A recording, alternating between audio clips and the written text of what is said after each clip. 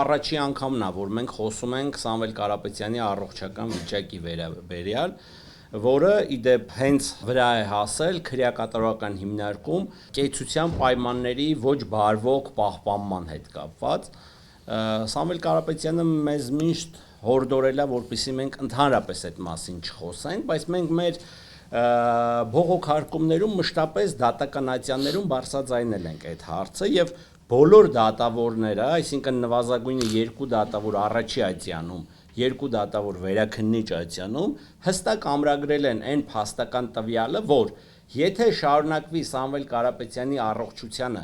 պատշաճ բժշկական օգնություն եւ աջակցություն չցուցաբերել, դա հիմք է լինելու խափանման միջոցի փոփոխման համար։ Եվ դատարանները 4 տարբեր դատավորներ, 2-ը առաջի ատյանում, 2-ը վերաքննիչ ատյանում արձանագրել են այդ հանգամանքը, որ վարույթն իրականացնող մարմնի խիստ պարտականությունն է անհապաղ հետևել առողջական վիճակին եւ անձին տրամադրել բժշկական պատշաճ օգնություն եւ սպասարկում, որը վարույթն իրականացնող մարմինը կտրականապես չի իրականացրել շարունակաբար, ինչի արդյունքում Սամվել Կարապետյանի մոտ զարգացավ երկկողմանի թոկաբոր, որը քրեակատարական հիմնարկի պայմաններում իբրև թե բժիշկը իրականացնում էր բուժում եւ պարզում էր, որ ոչ մի խնդիր էլ չկա, բայց փաստորեն ստացվում է, որ քրեակատարական հիմնարկի բժիշկները իրենց ակնադիտական եղանակով հաղթահարում են MRT եւ ԿՏ սարքավորումներին եւ ոնց որ իզուր էին գիտնականները հայտնագործել այդ սարքերը։ Մենակ քրեակատարական հիմնարկի բժիշկները ամբողջությամբ բավարար էին, որ նման խնդիրներ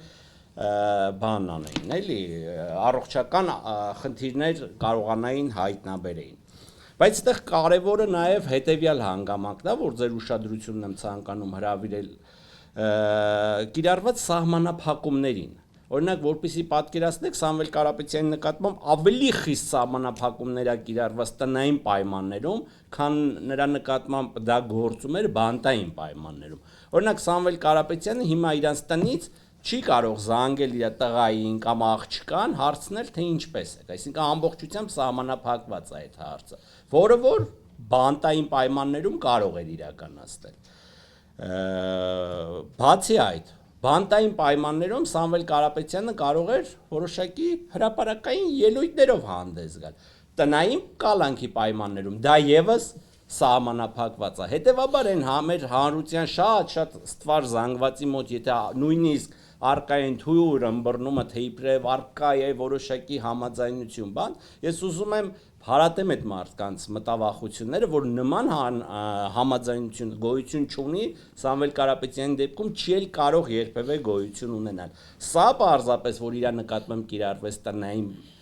տնային կալանք, պայմանավորված էր զուտ իրավական այն գործիքակազմով, որ 4 դատական ատյաններում 4 դատավորներ արդեն իսկ ամրագրել էին, որ իր առողջական վիճակի չհետևելը, լուծումներ չտալը հիմք է խափանման միջոցի փոփոխման համար։ Եվ դրա համար առաջի ատյանի դատարանի դատավորը այլընտրանք չունենալու պայմաններում գնաց որոշակիորեն համարձակ որոշման կայացման, թեև ես դա ինչ-որ հատուկ համարձակություն չեմ էլ համարում, բայց փաստ ունենք փաստ, որ մեր դատական համակարգում իրոք դա այս դեպքում համարվում է համարձակություն։